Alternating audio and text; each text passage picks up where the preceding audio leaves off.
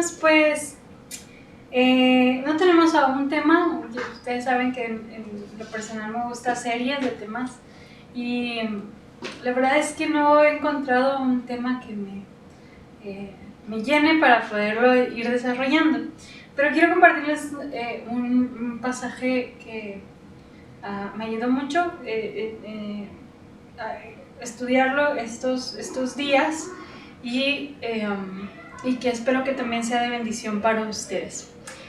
No sé si es predicación o estudio porque vamos a ver todo el capítulo, pero vamos a escudriñar la palabra de Dios. ¿Les parece si iniciamos con una oración para que el Señor obre y hable?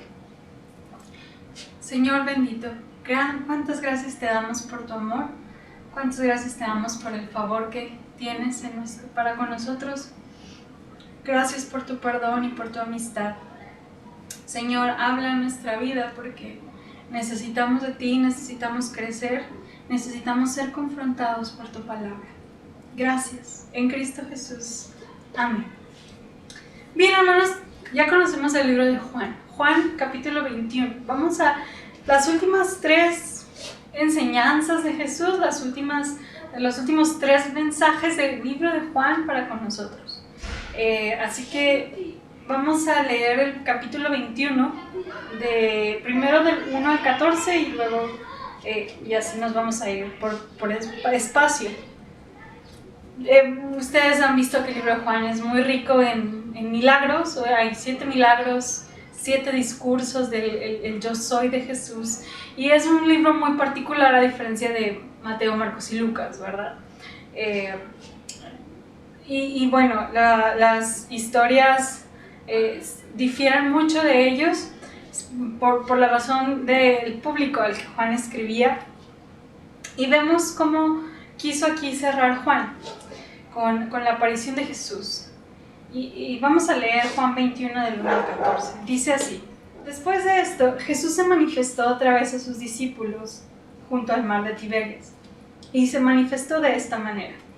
Estaban juntos Simón Pedro, Tomás llamado el Dídimo, Natanael el de Caná de Galilea, los hijos de Zebedeo y otros 2 de sus discípulos. Simón Pedro les dijo: Voy a pescar. Ellos le dijeron: Vamos, nosotros también contigo. Fueron y entraron en una barca, y aquella noche no pescaron nada. Cuando ya iba amaneciendo, se presentó Jesús en la playa, mas los discípulos no sabían que era Jesús. Y les dijo: Hijitos, ¿tenéis algo de comer? Le respondieron: No. Él les dijo: Echad la red a la derecha de la barca y hallaréis. Entonces la echaron y ya no la podían sacar por la gran cantidad de peces. Entonces aquel discípulo a quien Jesús amaba dijo a Pedro: Es el Señor. Simón Pedro, cuando oyó que era el Señor, se ciñó la ropa porque se había despojado de ella y se echó al mar. Y los otros discípulos vinieron con la barca arrastrando la red de peces, pues no distaba de tierra sino como 200 codos. Al descender de la tierra vieron brasas puestas y un pez encima de ellas y pan. Jesús les dijo: Traed los peces que acabáis de pescar. Subió Simón Pedro y sacó la red a tierra, llena de grandes peces, 153. Y aún siendo tantos, la red no se rompió. Les dijo Jesús: Venid, comed. Y ninguno de los discípulos se atrevió a preguntarle: ¿Tú quién eres?, sabiendo que era el Señor. Vino pues Jesús y tomó el pan y les dio, y asimismo el pescado. Esta era ya la 3ª vez que Jesús se manifestaba a sus discípulos después de haber resucitado de los muertos. Hermanos, esto se conoce como la pesca milagrosa, ¿verdad? Me quedo, hermanos, en este espacio. No voy a hablar tanto de las anécdotas o de la situación que estaba pasando en particular. Solo quiero hacer algunas anotaciones. Pareciera, hermanos, la Biblia no lo dice muy bien, pero al ver la actitud de Pedro de decir: voy a ir a pescar, pareciera que ellos se dieron por vencidos o dijeron: bueno, pues estuvo muy bonita esta historia con Jesús, pero se acabó, aun cuando ya lo habían visto resucitado. Y la intención, muchos comentaristas, es que regresaron a su vida de antes, regresaron al trabajo de antes, regresaron a pescar, regresaron así como que, sí, o sea, ya se terminó este espacio con Jesucristo, ya no hay algo nuevo y regresaron a la labor que ellos tenían. Entonces ahí es cuando Jesús precisamente aparece y ellos no lo reconocen. Algunos dicen que es porque pues aún era de noche, apenas estaba amaneciendo. Otros dicen que precisamente era la falta de fe. Aún así, estos hombres, por la falta de respuesta de la pesca, escucharon a una persona que dijeron, tírenla a la derecha, y aún así obedecieron. Y esta obediencia pues produjo un gran milagro, ¿verdad? Una pesca milagrosa. Pero yo solamente quiero acentuar, hermanos, que el ministerio de Jesús para con sus discípulos inicia cuando Jesús les dice, venid pues de mí, los haré pescadores de hombres. El ministerio de estos hombres inicia dejando la red, dejando las barcas. Y Jesús vuelve por ellos por este intento quizás de retorno. Y este ministerio que inicia haciéndoles pescadores de hombres concluye recordándoles su llamado. Y hermanos, después de 3 meses de pandemia, ¿verdad? Donde hemos sentido que nuestros ministerios se han visto frustrados, donde no hemos hecho muchas cosas, donde, hemos visto muchas limitantes. Creo que Dios, el llamado de Jesús a esto, hermanos, es que no nos olvidemos de dónde nos llamó el Señor, a qué nos llamó el Señor. No olvidemos nuestro llamado en estos tiempos. No olvidemos nuestras habilidades, nuestros dones. No los menospreciemos y no sintamos que están apagándose, hermanos. Seamos creativos para poder seguir haciendo iglesia, siendo y haciendo iglesia en medio de las circunstancias que nosotros estamos viviendo. Recordemos que el Señor utilizó este espacio para recordarles que Él los había llamado a pescar hombres.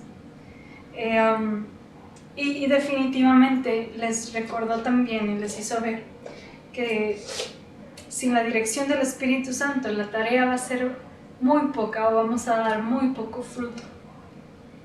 Separados de aquel, hermanos, que nos dio su victoria por medio de la resurrección, nada podemos hacer. Separados de Cristo, nada podemos hacer.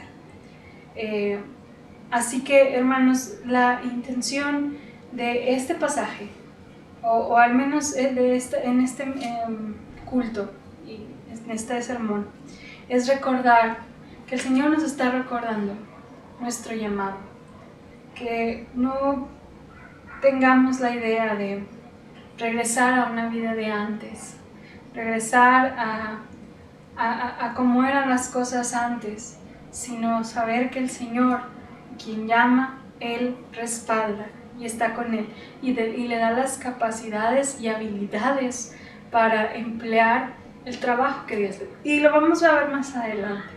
Pero así, como un pequeño mensaje, hermanos, es el saber que el ministerio de estos hombres inicia siendo los pescadores y concluye recordándoles quiénes son y quién es el llamado. Hermano, hermana, no olviden su llamado, no olviden su ministerio, no olviden los dones que Dios les ha dado.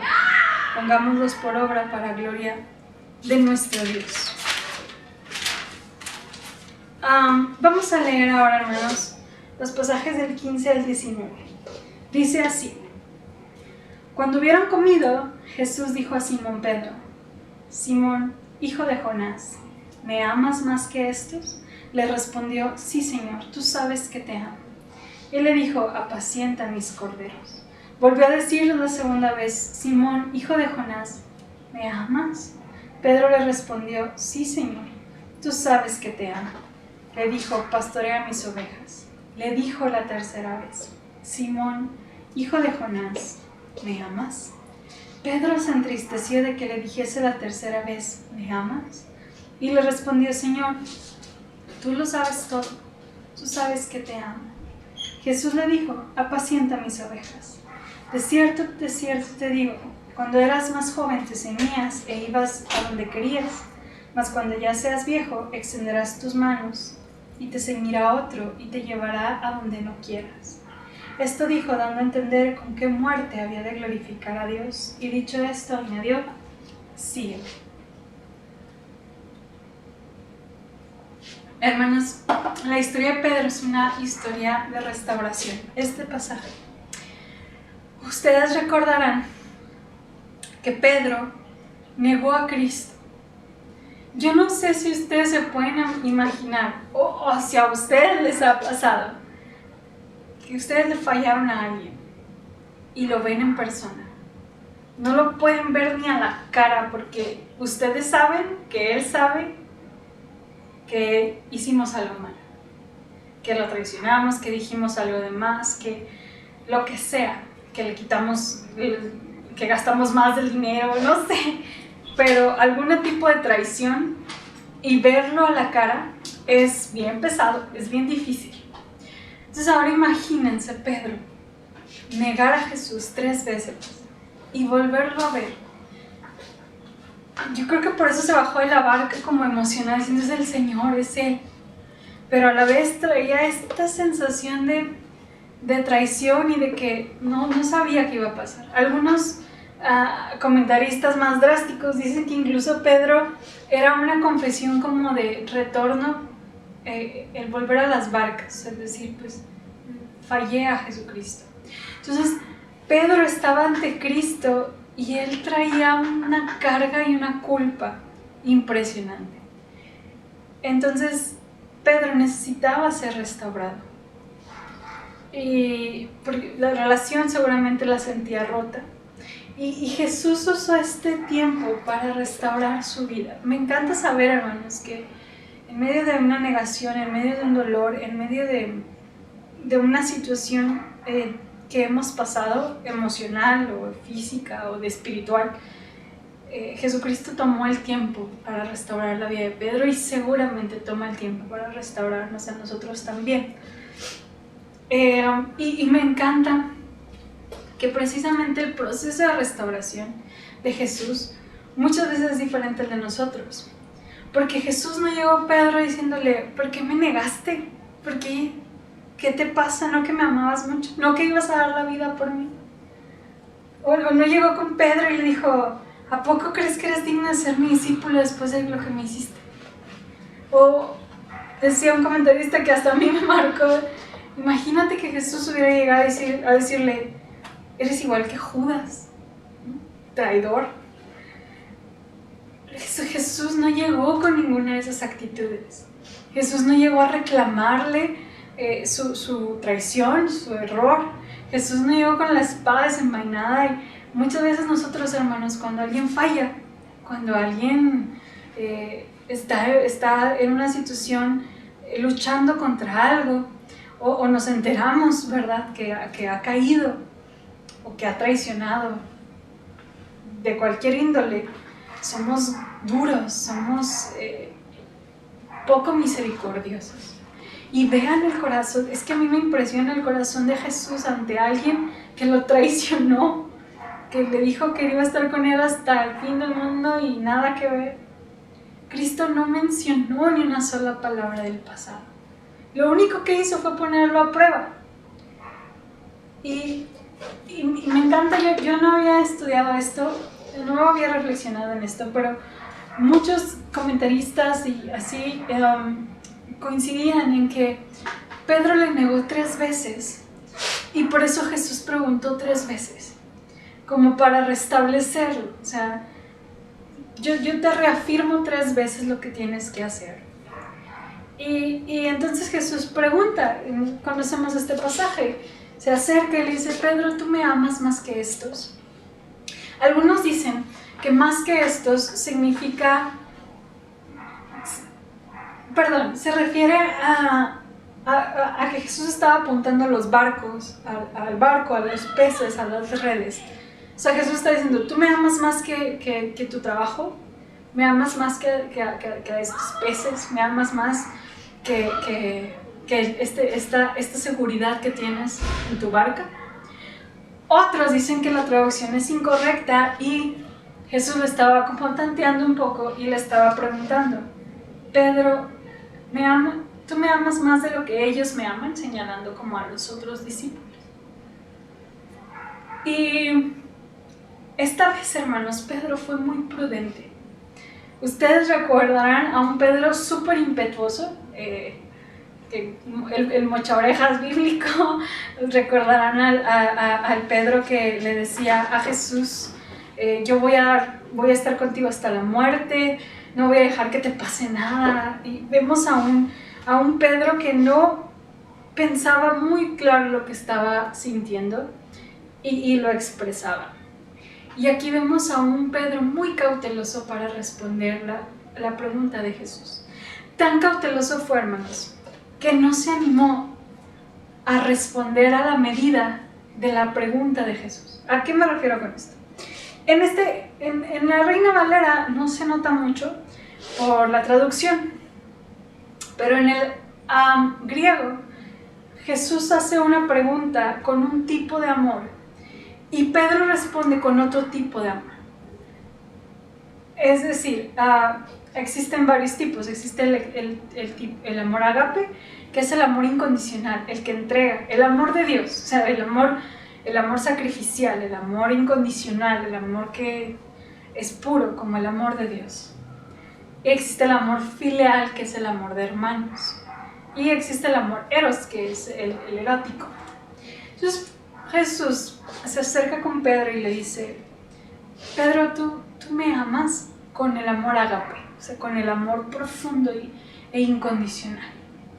Y entonces Pedro le dice, sí te amo, pero no le respondió sí te agapeo, o sí te haga, sí, no, Pedro le respondió sí te fileo, o sea, sí te amo con el amor de hermanos. O sea, es como si yo le dijera a mi esposo, ¿tú me amas, Pablo? Y Pablo me dijera, sí te quiero mucho. Esa es como la diferencia, ¿no? Y no es porque Pedro no amara al Señor. Lo más probable es que Pedro tenía miedo de volver a ser impetuoso, de volver a comprometer su palabra con el miedo que él tenía a veces de reaccionar. Fue prudente, no hizo promesas, solo se limitó a afirmar la lealtad que tenía. Y decía, tú lo sabes todo, Señor, tú sabes que te amo, tú sabes que en mi corazón hay amor por ti. Pero como que su compromiso no lo quiso dar así, así abiertamente, porque había visto que él había negado al Señor. Y entonces Jesús le responde, apacienta mis ovejas. Las primeras 2 veces fue muy similar. Jesús le dice a Pedro, ¿tú me amas? Sí, sí te quiero, ¿no? Y Jesús les decía, apacienta mis ovejas. Y la tercera vez Jesús, cambió la pregunta y le dijo, Pedro, ¿tú me fileas? ¿Tú me amas como a un hermano? Y entonces dice que Pedro ahí se entristeció. No se sabe si porque bajó la pregunta a ese tipo de amor o porque ya fue la tercera vez, ¿verdad? Porque Jesús estaba dudando de eso. Y fue cuando Pedro le dice, tú lo sabes todo. Acabas de ayudarnos a hacer una pesca milagrosa, tienes el control de todo, no sabrás que realmente te amo. Y Jesús lo sabía, hermanos, tan lo sabía que le encargó a su iglesia, apacienta mis ovejas. La vida de Pedro, hermanos, cambió cuando supo quién era Cristo y cuando sabía quién era Él. Y Jesús sabía, Jesús estaba poniendo a prueba a Pedro para hacerle ver que había sido perdonado de esa traición. Jesús le estaba dando la oportunidad de ser restaurado. Hermanos, yo no sé en qué proceso de su vida espiritual esté. No sé si se sienta alejado de Dios. Yo puedo compartir que hubo momentos en mi vida de estos días donde no dudé de Dios ni de su grandeza, pero tenía mucho miedo de que Dios actuara de una manera que me doliera, sobre todo con la vida de mi papá. Tenía pavor de que me hablaran para darme una mala noticia. Fueron días de muchísima angustia. Y mi fe se veía, no débil, pero sí, puesta a prueba. Y yo sentía que yo... ando bien sensible, voy a llorar. Yo sentía que estaba fallando a Dios por mis miedos de perder a mi padre, o de misma, de verdad, porque hubo días que sí estuve muy, muy mal de salud. Y tenía mucho miedo, porque al tener miedo yo sentía que fallaba, que no confiaba en Dios. Y venían preguntas de por qué Dios no respondía, ¿verdad? ¿Por qué permitió todo esto, verdad? Y todas esas dudas y ese temor de este periodo de tiempo me hacía sentir que le estaba fallando a Dios en mi fe, en mi ministerio. Y cuando leí esto, hermanos, sé que el Señor es la invitación a recordarnos: si me amas, haz tu trabajo.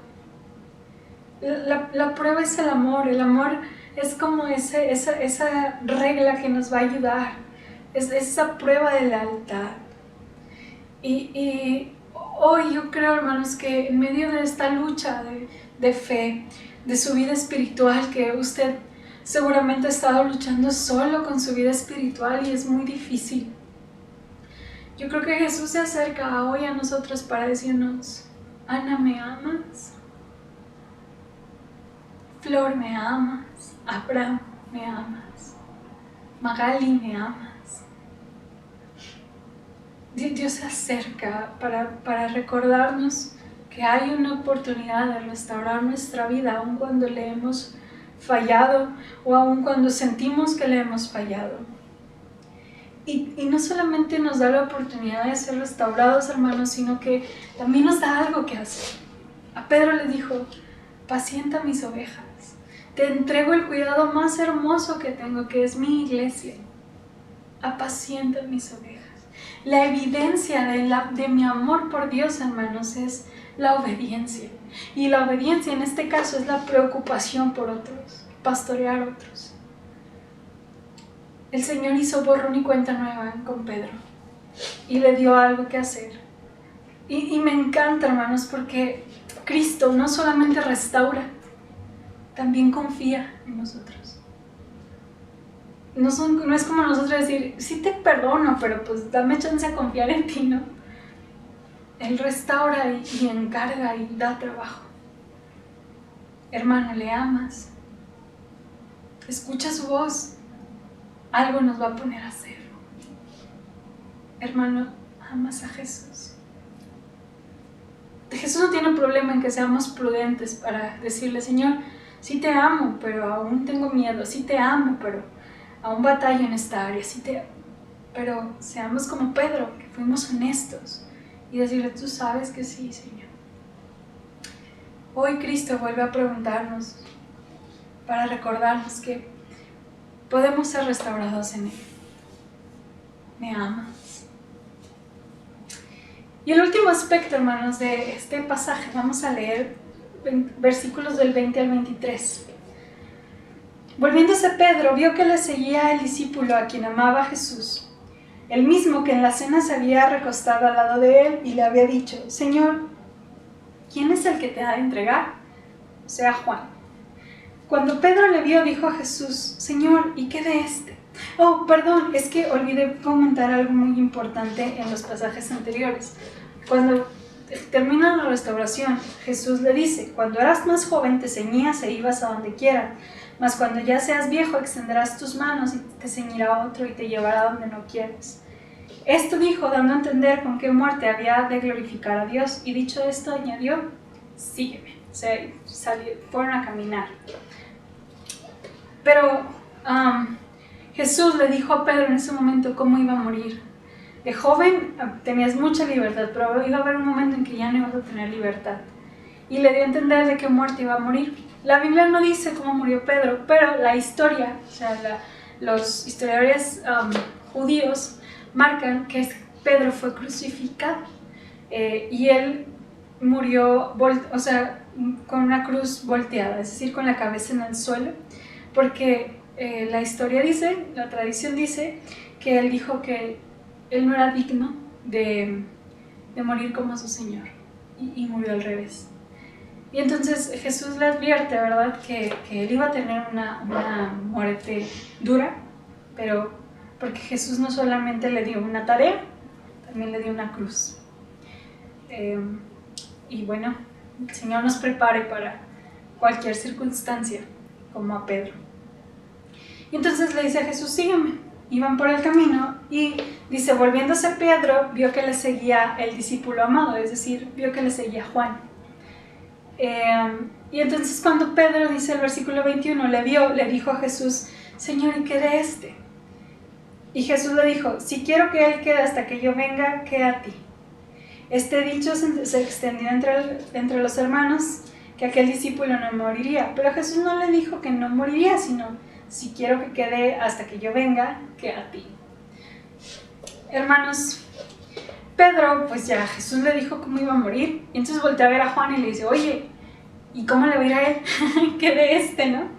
Y no tanto por envidia o por curiosidad, sino quizás por curiosidad. Seguramente eran muy buenos amigos. Y la respuesta de Jesús fue muy, muy fuerte.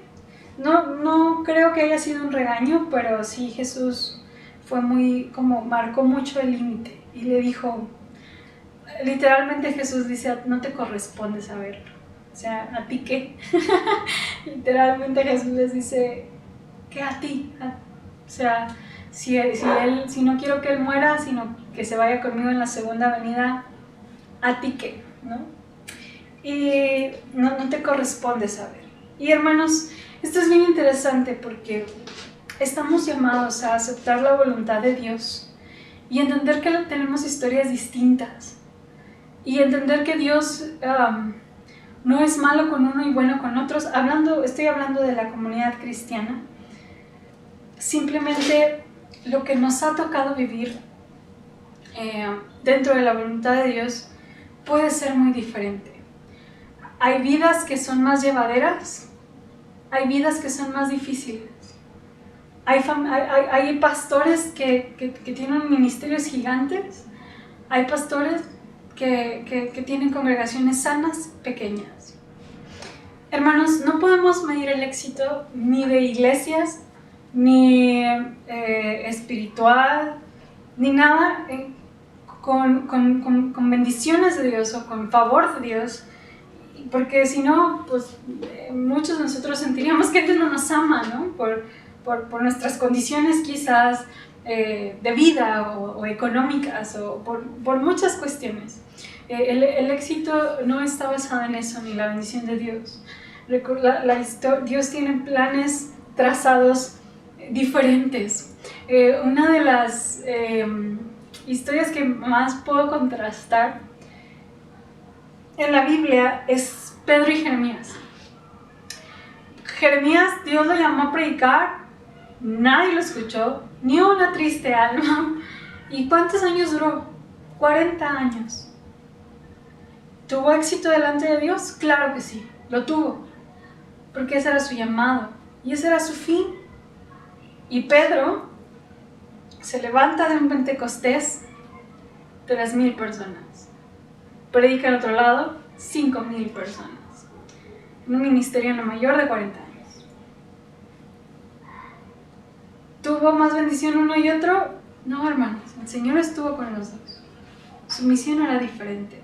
Y es difícil cuando la misión de nosotros no es tan exitosa quizás como la de otros. Pero yo creo que Jesús diría, bueno, si a él le va mejor y a ti no, ¿a ti qué? ¿qué a ti? Tú sígueme. Eso fue lo que le dijo Jesús. Bueno, si Él no va a morir como tú, ¿qué a ti? Tú sígueme. Que tu mente esté enfocada en seguirme, en adorarme, en conocerme. Y verás que lo que estás viviendo está dentro del propósito de Dios. Juan y Pedro vemos que tuvieron ministerios distintos, finales distintos, pero Dios los usó a su modo y en su tiempo para bendecir a otros. ¿A ti qué? Preocupémonos, hermanos, en la voz de Jesús diciéndole a Pedro, tú sígueme. ¿Qué a ti? ¿Qué a ti que a tu hermano le esté yendo mejor? ¿Qué a ti que esta iglesia haya crecido y la nuestra haciendo lo correcto, obviamente? No. ¿Qué a ti? Tú sígueme. Si pudiéramos tener esta mentalidad, hermanos, tendríamos realmente menos conflictos existenciales y emocionales de nuestra vida. Por eso Jesús dice, tú sígueme, no veas las demás historias, puestos los ojos en Jesús.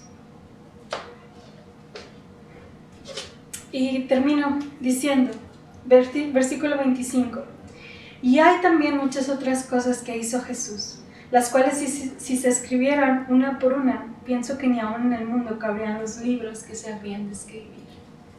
El Jesús al que amamos, el Jesús que restaura, el Jesús que recuerda nuestro llamado, el Jesús que nos invita a seguirle, es un Jesús tan increíble que en ningún lugar cabría todo lo que Él ha hecho, todo lo que Él hizo en la tierra, menos todo lo que Él ha hecho durante la eternidad. Así que a ese Dios adoramos, a ese Jesús amamos y a ese Jesús reconocemos en esta tarde, la cual vamos a celebrar con la Santa Cena.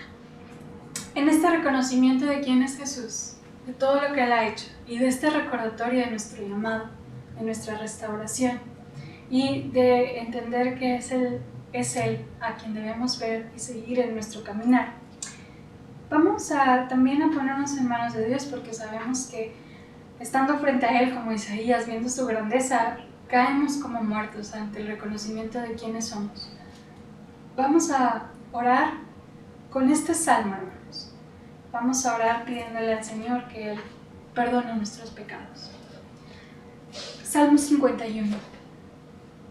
Por cuestiones de cámara yo no puedo hincarme, hermanos, pero le pido que si usted tiene la posibilidad de hincarse, hágalo en su casa.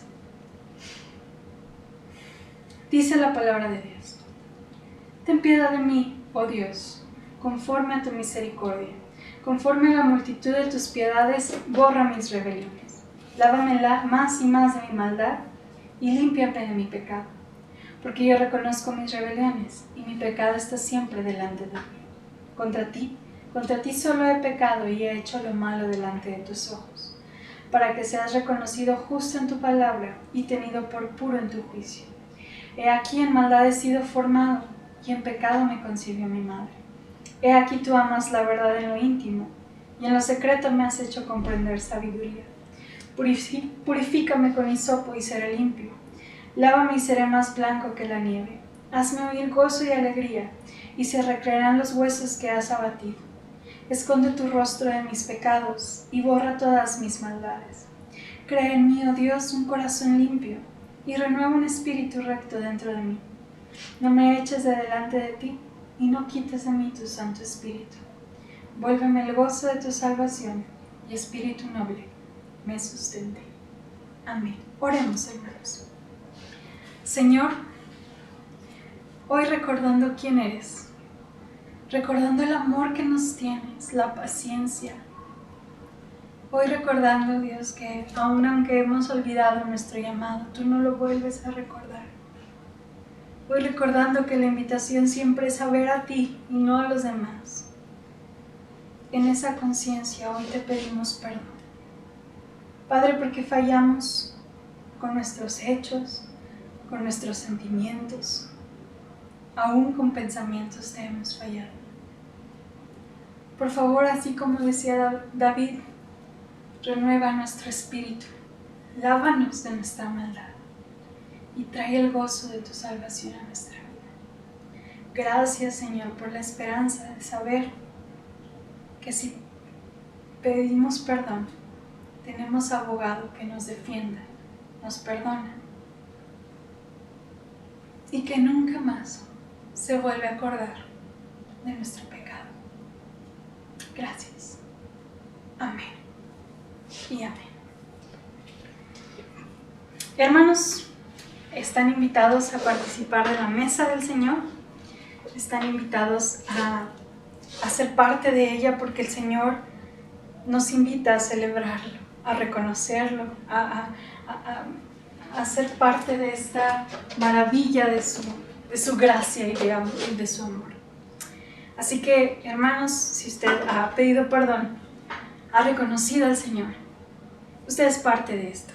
Por favor, no lo tome como algo pequeño, sino permítame orar por los elementos en su casa y permítanos celebrar juntos esta comunión que el Señor nos permite tener. Vamos a orar. Señor, en Cristo ponemos en tus manos y bendecimos los elementos, sabiendo que ciertamente tú no eres el cuerpo físico, ni del pan, ni del vino, Señor, o del agua o jugo. Pero, Señor, sí creemos y sabemos que tu comunión, la comunión contigo, la presencia divina de Cristo está entre nosotros. Y más especialmente cuando tenemos este tiempo donde reconocemos tu amor y tu gracia a través del sacrificio de Jesús. Bendice los elementos y permítenos seguir reflexionando en tu gran amor hacia nosotros. En Cristo Jesús. Amén.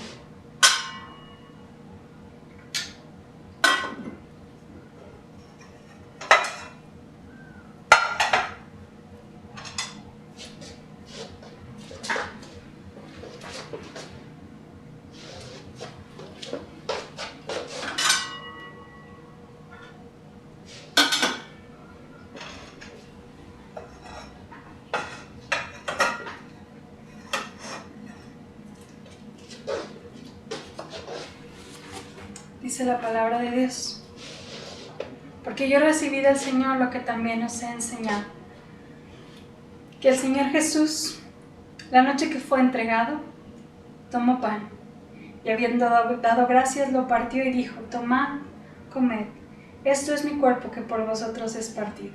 Haced esto en memoria de mí. Participemos, hermanos, con acción de gracias.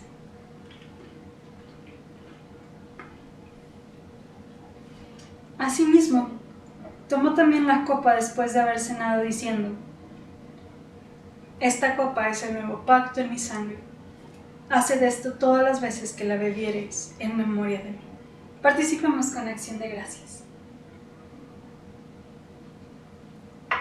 Así pues, todas las veces que comiereis este pan y bebiereis esta copa, la muerte del Señor anuncia hasta que Él venga. Oremos, hermanos, por este espacio para despedirnos. Señor, no existe en nuestro diccionario otra palabra, solo gracias. Gracias por tu amor, gracias por tu perdón, gracias por la salvación. Reconocemos que sin ti no somos nada, Señor. Descansamos en tu presencia y en tu restauración de nuestra vida.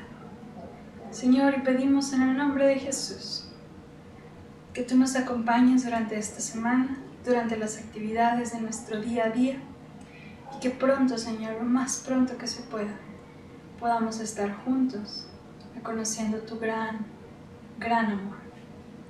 A ti damos la honra y la gloria en Cristo, y pedimos que el Dios Padre bueno y su amor, la gracia de Jesucristo y la comunión de tu Espíritu acompañe a mis hermanos hoy y siempre hasta que tú vengas.